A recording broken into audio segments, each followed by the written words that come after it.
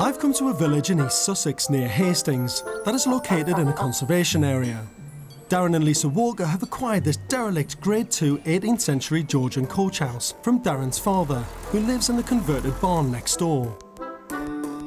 They dream of turning the coach house into a family home for them and their teenage son Luke. I'm quite familiar with the area and, always used to pass here, and then I kept my horses here for years. We used to come here and pick up congers from the tree, fish in the pond. We originally met right here, wasn't it, when we were sort of 16, 17. Slept once in it one night, yeah. Yeah, couldn't break into the house and had too much beer, so slept in the stable. It was nice when we got the opportunity to convert it. Dream come true, really. Darren, like his father, is an agricultural contractor. He's had his own company for 20 years, hiring himself and his 15-ton digger to the neighbouring farming community. Lisa makes her money rearing pedigree dogs and is currently studying for an MSc in design. Operating from her garden cabin, she's setting up her own interior design business and for the moment is making curtains to order.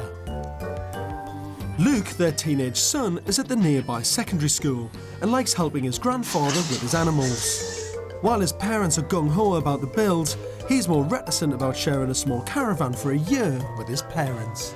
Well, it can be cramped at times and there are tempers raised at, well, sometimes.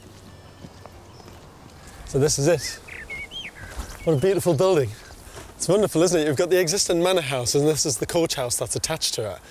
You've got a fantastic old clear roof. It's in a terrible state.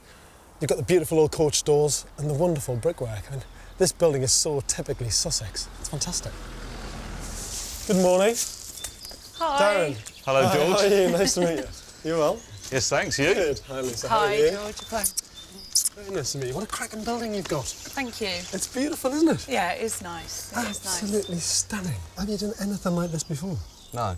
So what are you thinking? Have you gone mad or something? I mean, this is a big building job, isn't it? This is not a straightforward DIY project. No, it is yeah, quite a big thing to take on, but yeah, I think we're quite sort of keen and looking forward to doing it, I think. Yeah.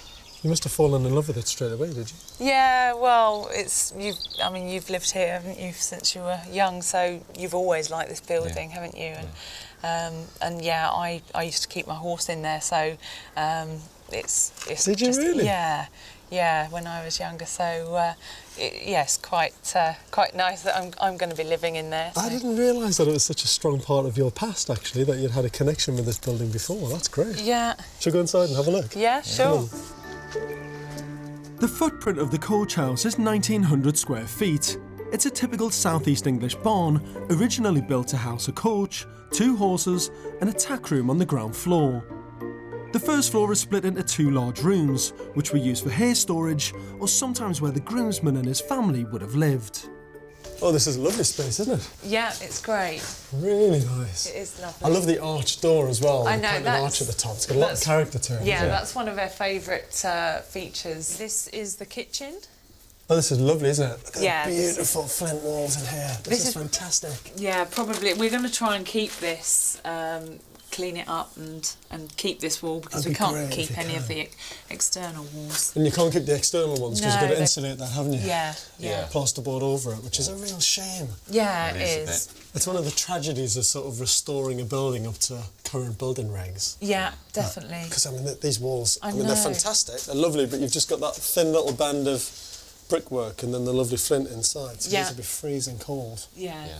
So all this will have to be covered up, but this That's one... right, but we want to try can and be a feature wall, can't it? Building control and conservation contradict themselves. Yeah. Oh, definitely. Yeah. Definitely, and they don't even talk to each other. No, do they not? That's what. No. Building control are like, no, it's got to comply with the regulations and conservation. Because you'll find at times conservation will say, oh no, we want to keep single glazing in your building because that's how it was. And building control will come in and say, no, you can't. It's got to be double glazing to meet the current building regs. Yeah. So it's a conflict all the time. Yeah, that's what we found so far. You sort of got to get the balance right to get the building that you really want. That keeps building control happy. Keeps everybody. And keeps conservation It's happy. really hard. Agricultural buildings and coach houses were made from whatever material was readily available, and therefore they all have regional and local character. This coach house is faced in cobbles and flint, and it's a classic Sussex look because it's a chalky area near the coast. Often barns in the southeast of England were made from old oak beams from broken British Navy ships. What a lovely space. It is. They've got so much character, these roofs, haven't they? They have, Beautiful. and that's why we'd like to try and keep as much of the original as we can, but... Well, you might struggle, I think. I know. I mean, you look at all of this. Yeah. These are short, aren't they? They are. They're so gone. Yeah. And it's a balance act, isn't it, on the restoration about how much do you keep That's right. and how much do you get rid of? And Yeah. what's the conservation officer's view? Well, keep as much as possible. Right. And Just you think you literally can? Well, I mean, keep look what you at can. Yeah, whether there'll be much that we can keep. I mean, you look at the walls, the brick walls have gone like that, haven't they? Yeah. They've been pushed out. Well, the because roof of has stress settled on and the it's roof. just pushed outwards. And it's just put pressure on the walls and pushed those out. It's going to That's be what all these interesting. extra bits are. Just to brace the whole thing up. Yeah, just to hold it together. Interesting to see just how much you can keep. Yeah, it will. Darren and Lisa plan to add an extension on the ground floor, creating a new kitchen diner and boot room, which the Conservation and Planning Department have approved as long as it's faced in traditional Sussex cobbles and flint. Optimistically, they hope the whole project will take just 8 months. They've got the most fantastic building on their hands here with so much character, but the reality is, I think, most of this roof's going to have to come off. And the question is, can they afford it? Can they do it in time? And is the building still going to retain that character at the end? The rest of it, I think, is great and pretty straightforward for a restoration project. The roof is everything. Today, the local conservation officer is paying a visit, and Lisa is nervous. Her recommendations on how much expensive traditional materials they use in the restoration could blow the budget. It's your building at the end of the day, so you want it how you want it. But, and then you've got to keep, sort of the building inspector and structural engineer happy, and then conservation as well. So, it's really hard to keep everyone happy. It's a bit of a nightmare. Before the visit begins, I want to ask Deborah Gardner, the conservation officer, if she thinks restoring listed buildings is suited to everyone. Deborah, one thing that I find is that most people find an old building in an estate agent's window. They just want to buy it because they get seduced by what it looks like, but they don't really understand what they're taking on in terms of its historical significance, and that can be a problem, can't it? It can be a problem. In fact, it can be a problem in quite a few ways. A lot of people like the chocolate box or the picture postcard externally, but what they want inside is the modern living that they're used to. You can't suddenly make all the alterations internally without having a dramatic effect on the significance of the building. And some people get really upset by that, don't they? Because they're like, well, it's my house and I've just bought it, I can do what I want. It's like, well, actually, you can't. No, that's right. It is a criminal offence. They could be prosecuted, and certainly there are certain authorities, Wilden is one, where they actually offer a service to prospective purchasers called a compliance check, which actually looks into the planning history of the building to ascertain whether or not any unauthorised works are being carried out, so that anyone taking on the listed building knows fully what their liability is going to be. What would you say to someone who was sort of buying an old building, they're thinking about doing work to it, and it's listed, it's very historically significant? What do you think they should do first? For the everyday person on the street, if they're taking on a listed building, everything is protected either externally or internally, and they really should talk to the local authority to see what they can and can't do. But I think we've just put them off now. After persevering and getting planning permission for a residential conversion, everything now rests on this conservation meeting. It will not only determine how they restore the roof, but critically for Lisa and Darren, how much it will cost. Originally, they were hoping of repairing the building using steel bracing. If conservation insists on using new oak and preserving a lot of the old roof, it's going to be very expensive. So, Deborah, this roof has been quite an important part of the build, hasn't it? Originally there was going to be a lot more departure away from the retention that's going to happen now, and there was going to be a lot more insertion of steel. Of new steel work, new timbers, That's new right, everything. but now we're looking to sort of do repairs in timber and keep as much of the original oak as possible. But it's quite a responsibility, isn't it, to preserve things like this? The owners of the buildings and ourselves have to work towards retaining as much of the character as possible. as well as the visual interpretation of the history of the buildings, because essentially they're going to be here long after we've gone. Yeah, absolutely. So you're just custodians of the building in some way? Indeed, that's right. You're just looking after it for the next generation? That's it. And ensuring that it is there and it does survive for the next generation, because it's part of the national heritage. Conservation has overridden the cheaper option of steel bracing and recommends restoring the roof using timber. How much they have to replace will dramatically affect their budget. There's a lot of contradiction with, 1 minute one thing's being said, another minute it's something else. You've got your structural plans, they've been approved, you've got to go along with that. What we can save, we will. If it can't be saved, it can't. And, as simple as that, really. This place is rotten, full of woodworm and dry rot. It's much worse than they estimated.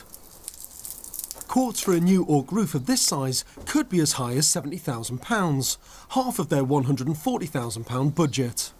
This restoration project might only get as far as fixing the roof and making the building sound, with little left for anything else. On the ground floor, Darren and Lisa plan to make a spacious living room, staircase and small toilet. At the north end there'll be a kitchen and utility room that leads onto the new extension of kitchen diner and boot room. Upstairs there'll be a master bedroom with a generous ensuite.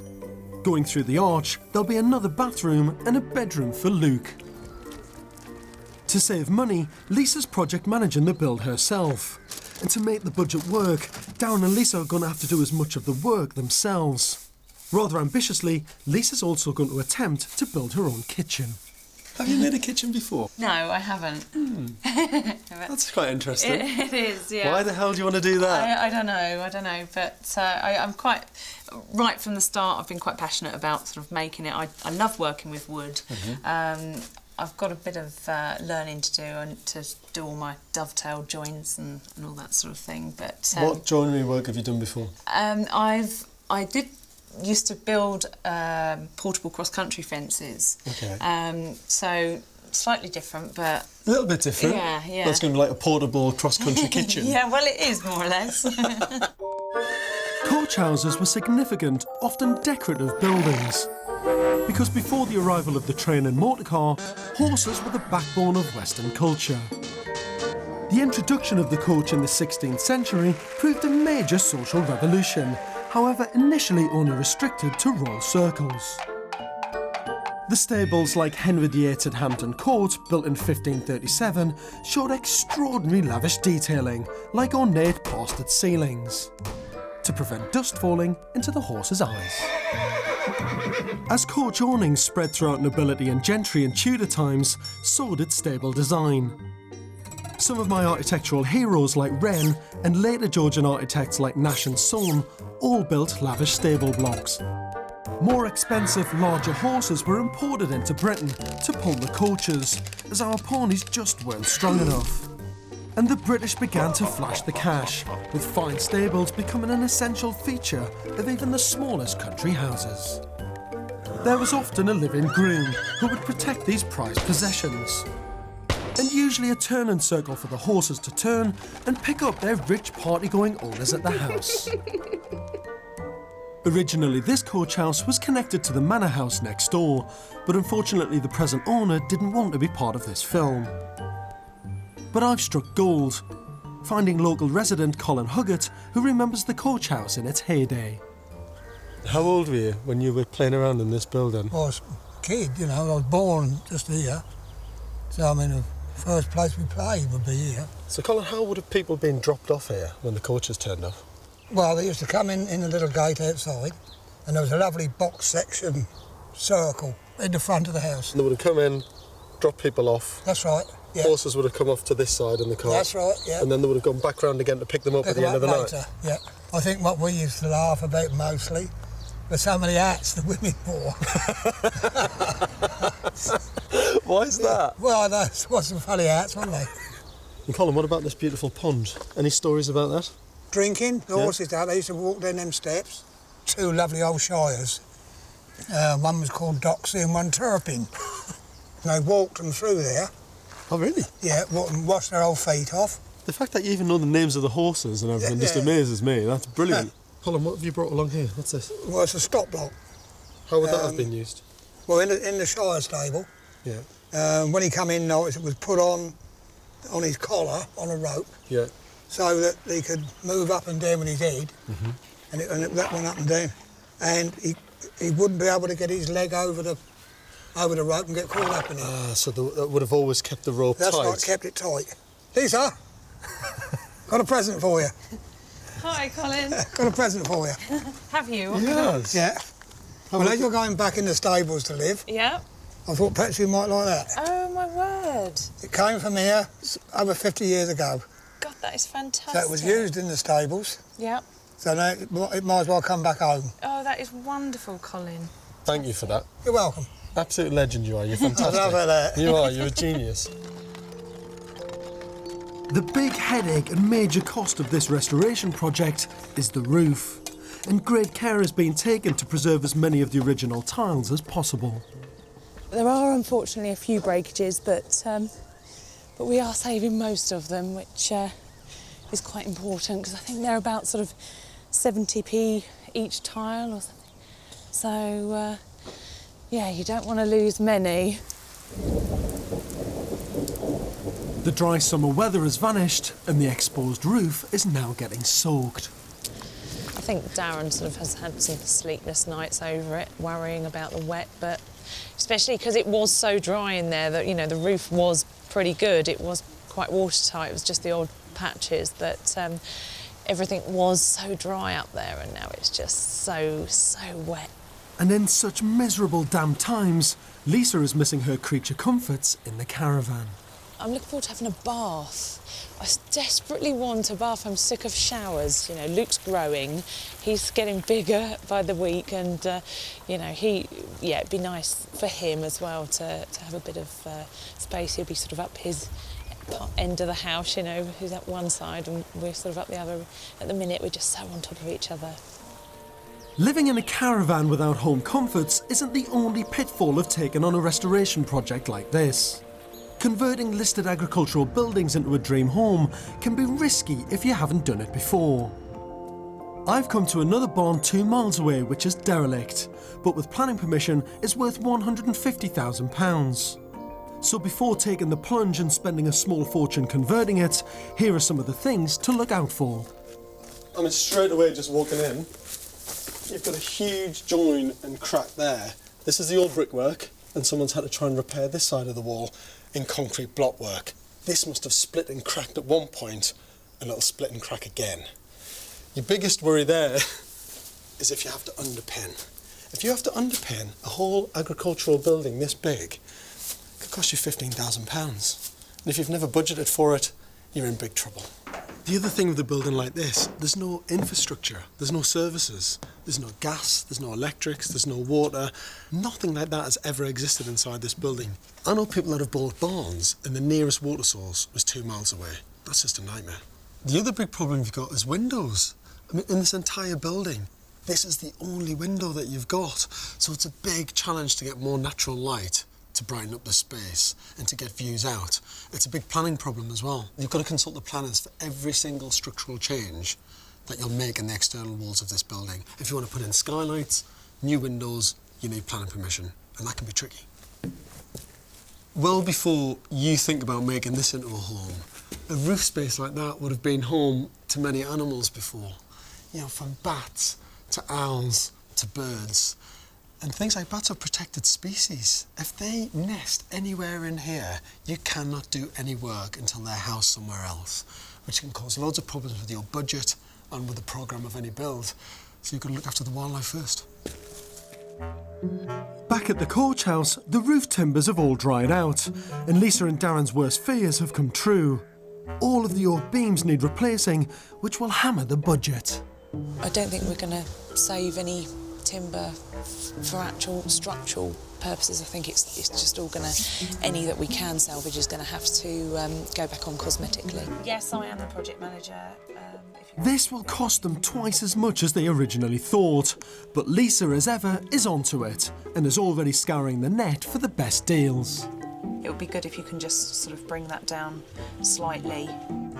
By sourcing the most competitive suppliers, Lisa has reduced the costs by a whopping 30 grand, but the roof has still pushed them over budget. But not everyone on site is that bothered. For a growing teenager like Luke, it's the size of his new room. It is like one of the biggest rooms in the house, which I'm quite proud of.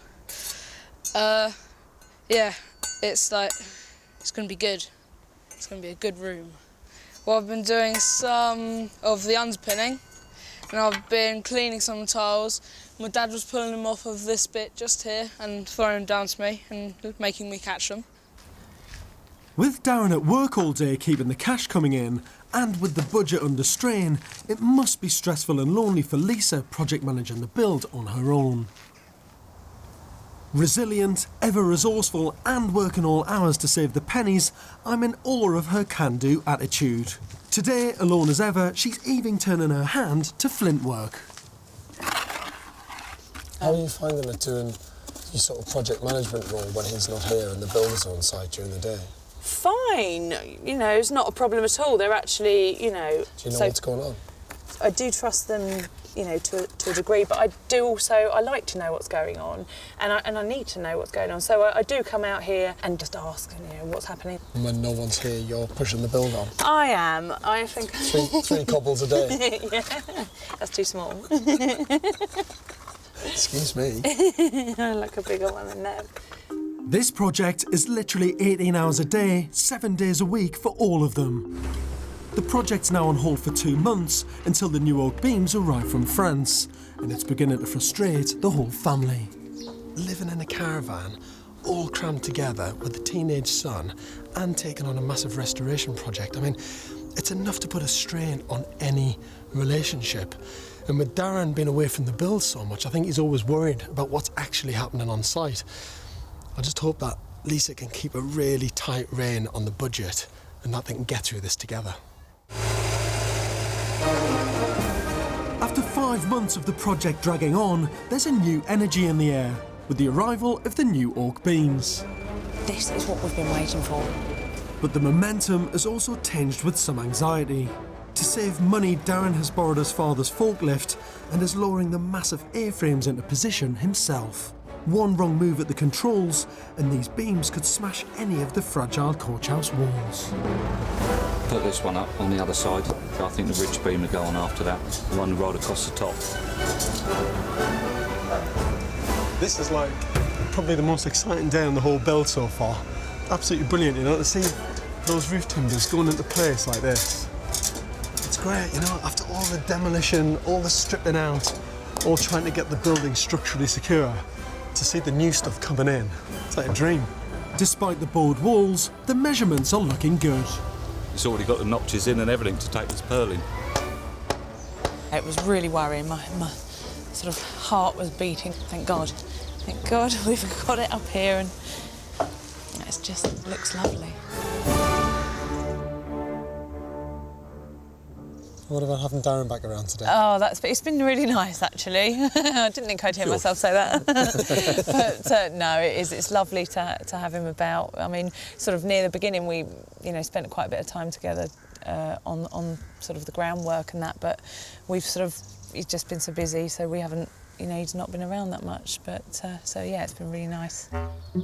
Now the beams are on, the contractors can take over to make the building watertight, while Lisa can steam ahead on the interior to make up lost time. She's invested in new power tools to make her own kitchen. She's never made anything out of wood other than horse-jumping fences. But gung-ho as ever, she's now taken on dovetail joints and precision carpentry. This is a serious bit of kit. That is pretty big, isn't it? Look at that baby. Did you make this? I did. You are joking. No, this is my first piece. Shit. But, I mean, honestly, that is bloody brilliant. Yeah, I've not got my knobs back on it yet because I'm in the middle of painting. So why are you doing this? Well, I mean, the main reason is to save money, to buy, to have a bespoke sort of freestanding kitchen made is going to be 15, 17, 20 grand, and we should be able to get the whole kitchen made with the price of the timber for about £1,000. So It's got to be done. £1,000 instead of £17,000. Exactly, yeah, it's done. And it looks great. I think Lisa's brilliant. I think Lisa is absolutely brilliant. I think for her to have produced part of the kitchen like this, yeah, she's built these barn doors and she's done all the chippy work, but to be brave enough to take a kitchen on like this is fantastic. It's a first time for her, which is amazing. The roof is finally watertight and battens are on, but even though they saved most of the original roof tiles, they're still shy of about £3,500, which they'll have to source from a local salvage yard. Inside, the stud walls are up, but 1 year into the project, Lisa is understandably looking exhausted. Darren is out working every day earning the cash, but also grafting when he gets home in the evenings and at weekends. It's a bit knackering at the minute, but you know, it's just day and night, and I think that's how it's going to be now for, well, until we've pretty much finished. The downstairs still almost looks like a building site, really, but upstairs is starting to look a little bit like a home. It's just trying to keep everything moving so that nothing's at a standstill. It won't be long before I'm sort of starting to make curtains, and, you know, it's all stuff that I'm obviously doing, so, you know, it's going to be kitchen in the daytime, bit of painting, and then curtains in the evening, I think, or, you know, and whatever else, and then still keep it sort of all happening and all moving. But draining their ever-diminishing pot of money is the long list of tradesmen they need to hire for all the jobs they can't do themselves. They're 3 months behind schedule, and Lisa is managing them all. It's getting quite sort of stressy.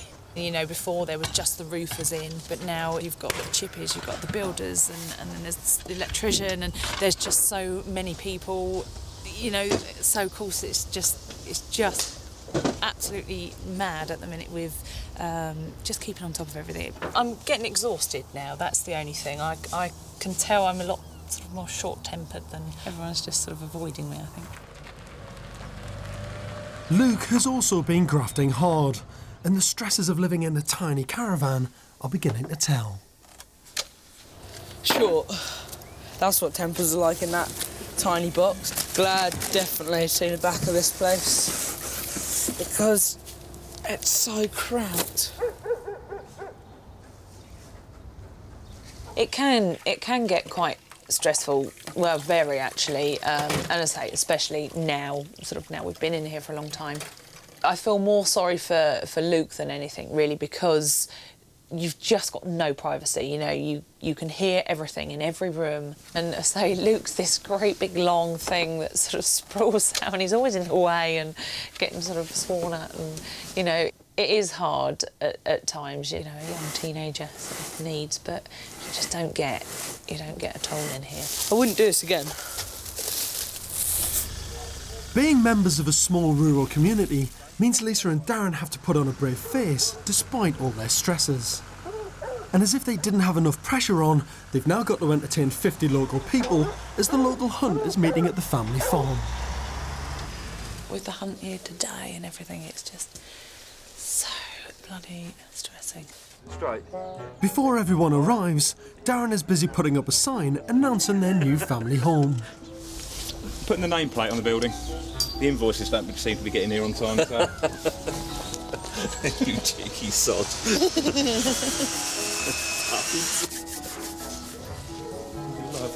Is that where we definitely want it? The screw? I don't know, where are they? Oh. Is that them? Is that not the right bit? It is. Good job, Boozy. Yes, it's good, because no one can ever find us. Wonderful. Done.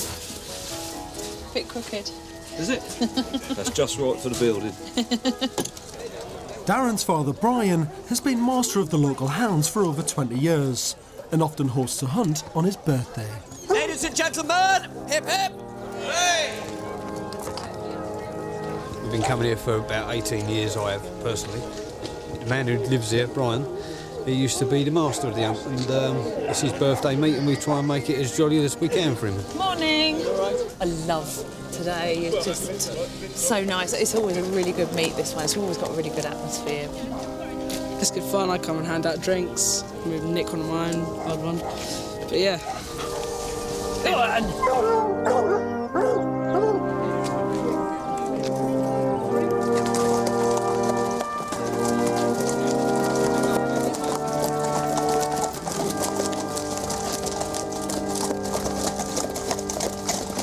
I just wish I was out there. I'll have to get another horse. Bedroom. Although Luke likes helping out at the hunt, the most exciting thing in this 15-year-old's world right now is the size of his new room. It's quite a nice room. There's lots of light. I have my bed here, double bed, and then computer over there somewhere. And yeah, there's not much else I can put in my room, but that's good enough for me. It's about 10 times bigger than what I've got at the minute, so I'll just be glad to get in here. It'll just be so much nicer because I've got more light, more space, so I can put more stuff in here. You can clean these for me, Luke. I think it's great that Luke has been so actively involved in this restoration project, because as a future custodian of the building, he will appreciate it all the more. No one wants to see these dovecots, wagon sheds and hop kilns become derelict and disappear, as we can't stand to lose a vital part of our countryside's history. 10% of all the UK's agricultural listed buildings are in a severe state and make up the biggest category on the Buildings at Risk register. Planning and conservation restrictions were not always so stringent in the past, and often conversions have not always been sympathetic. I think this tussle between encouraging people to restore buildings and not just letting them fall down illustrates the difficulties and conundrum of restoration today. What's really interesting with barn conversions is that through the 70s and 80s, the lack of planning control and much lower building regulations meant that people just did anything they wanted. And then you got conversions which had kind of UPVC windows, crazy paving, terrible tiles on the roof, and a lot of beautiful old barns were ruined. Now that the planning constraints have become more stringent, now that the building regulations are, if you like, more onerous and have raised the standards of building in Britain, it means that the standards of barn conversions have improved as well. There's some beautiful buildings around.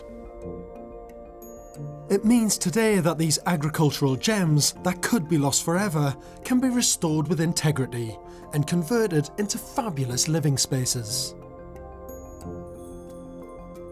Darren and Lisa hoped they would be in for Christmas, but the roof set them back. Now it's February and it's all about the fixtures and fittings. This all looks really good. We've got all the windows in.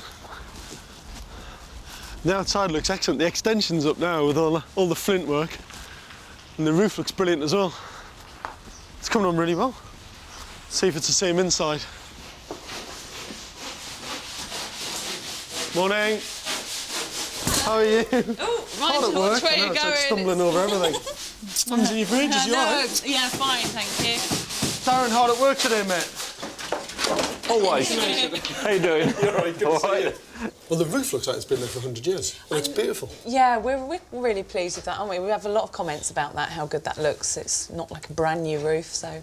Well, thank God you were right in the end, after all that hassle with conservation. I Can you know. remember what you should keep, what you shouldn't keep, how all that was going to work? You Yeah. go up there and you think, it's beautiful. Yeah, yeah. Absolutely perfect. Yeah. Should we go for a wander around? Yeah, Go on. sure.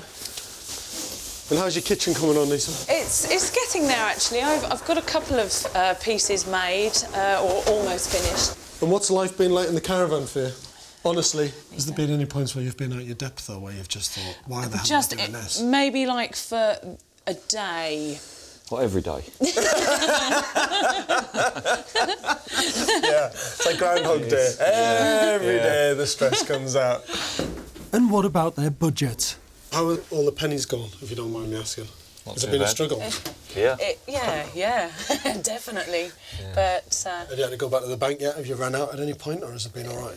no, well, we sort of knew, we sort of kept budgeting, and we sort of know what we've got, and we're just trying to keep within that. But it is now that it's getting really hard to keep that, because there's just so many things that you don't think of. I mean, your priority seems to have been to have kept the quality of what you wanted, kind of irrespective of budget. Is that right? Is that fair to say? Well, just as much as we can afford. Yeah, no, As good a quality as we can afford. Yeah, really. so you've just been going, well, that's the material we want. Yeah. It might be within our budget. Yeah. Let's do it and see what happens. Yeah. It is a bit suck it and see. Yeah. Yeah. Yeah, definitely. But you are. He's more careful than I am with money.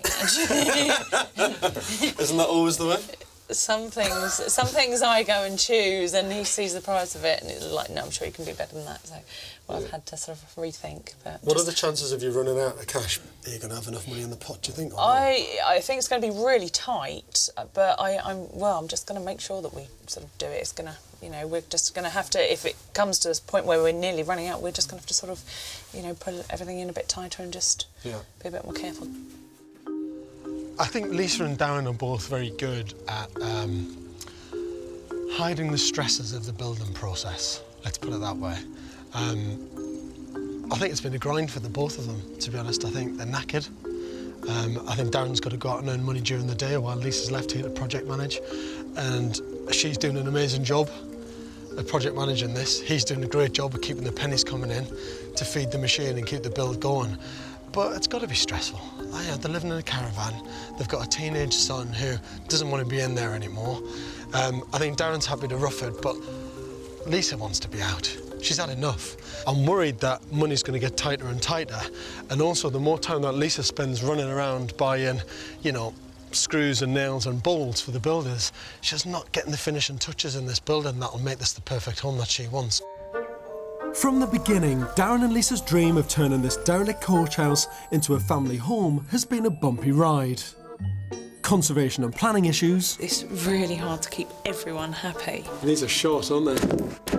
Unexpected costs like replacing the old oak roof. The human cost of making sacrifices like living in their caravan for 2 years. It's so cramped. They've grafted, learnt new skills, but the costs have spiralled and they've overrun by 6 months. We're not close to running out of money, we have run out of money.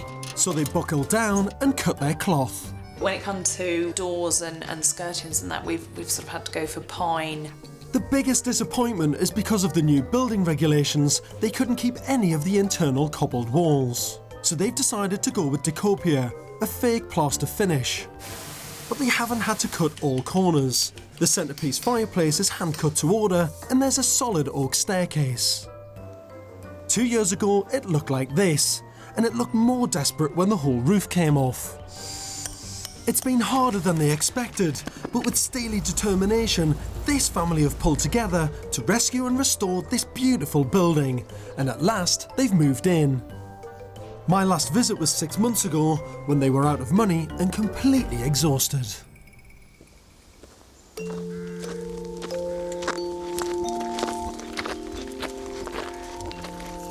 Wow. 200 years ago, this used to house a coach, 2 horses and lots of hay, and now it's back to its original splendour, but with an added new extension. The real achievement here is you can't see the join between old and new. They're in. You're in, thank God. Nice to see you. How are you? Yeah, you fine, thank you. Hello, mate. From the outside, you've done an incredible job. This extension looks like it's been there for years. Yeah, and years they've and years. done it very well. What's it been like the last few months? Honestly. Hectic. Even the dogs are voicing over there. They're still up there. That's their posh new kennel now. I know. Has it been worth it? Yeah. Yeah? Yeah, definitely. Definitely, Yeah. Would you do it again? Yeah. Not for a while. Come on, I'm dying to see it. Dying to see it. Darren and Lisa have decided to go for a traditional country look, sympathetic to their rural roots and the history of this coach house. I mean, everything in terms of the materiality of this place is spot on. All these little touches. I mean, look at that. That's classic. I know. Classic arts and crafts design. That is. But I do like those. Beautifully They made. are nice. Although they had to replace the entire roof with new oak, true to their sensitive restoration ideals, they've managed to reuse many of the old beams throughout the building. Those arches that we're purely decorative, just so that we could keep some of the old thing back in. The old tack room is now the kitchen, which houses an auger and Lisa's handmade freestanding cupboards. Look at it! This is the unit that I discovered that you cheekily made on the choir without me really realising. This was the first piece, yeah, this was the first piece I made. And the rest of it, all of this? I got to the point where I wanted him to help me make this, so I had enough. How was so that? No heated debates? It was... No. Oh, yeah. Yeah. Once I told you to get out. Yeah. Turning the old barn doors into windows has really opened up the kitchen. It's also transformed the space that housed the coach and horses, which is now the living room. Oh, what a difference. Actually, it's got a completely different feel, hasn't it, from the other side? Hasn't it, yeah. In every way. Yeah. It's so light and bright. And they've also restored key features of the original coach house, which is a reminder of the horses that once lived here. This entire family all pulled together during this project, and for teenager Luke, his hard work has finally paid off. For 2 years he had no space living in the caravan, but at last he's got his own large bedroom. Come on then, boys' room. Let me have a look. Oh man! I'll tell you what, Luke, you are one lucky boy. What's it like living in here? What do your mates think? Mates are a bit jealous. They all like my bed mainly because it's so comfy. It's so much nicer being in here. And he's also got his own bathroom, complete with mod cons. Come and have a look at this. So when you're lying in the bath? Yeah. Yeah? You just turn TV on. It's not a bad life, is it? No, it's not bad. And you go from caravan to this? Yeah, so this. Super posh, mate. Mm.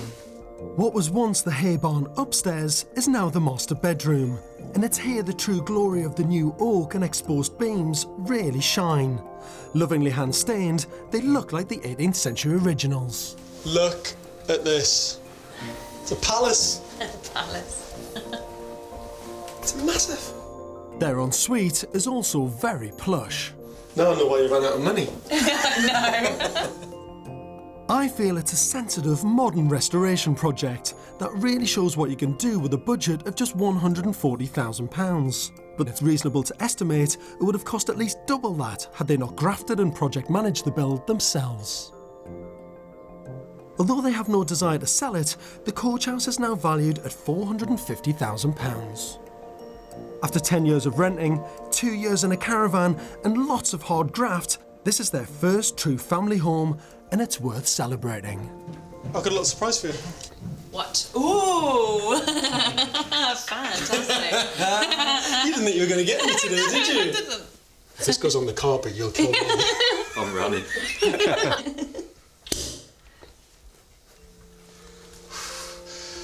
I've never been so scared about opening a bottle of champagne in my life. Being so busy, I feel they missed out on uncovering the wider historical context of this building. For me, as new custodians of the coach house, I want them to have this knowledge, so they too can pass it on to future owners. And I also wanted to chart the journey transforming their home from dereliction into a modern 21st century living space. I've put together this book for you, which is a little token from me to just say thank you for everything. The journey's been great, and it's recorded all the history of the building, all the history of the local area, even down at the post office. Everything I've tried to put in here to kind of paint that whole picture of what the area was like, and what this very particular building meant to the area as well. God, that's fantastic. So it's kind of, this is your building's life. It is, and much. it's wonderful. yours. I love it. Thank you very much, George. Absolutely love it. Job. Thank Well you. done. That is so nice. Cheers. Cheers. Well done. So that really is the end of quite an amazing 2-year journey, and I have to say what an absolute privilege it's been to have been part of this build. When you look at what Lisa, Darren and Luke have committed to this project, it's been absolutely everything, from the stresses of the everyday build to managing the money. But they've not only created just a beautiful building for their generation, they've created a very special restoration project for many generations to come.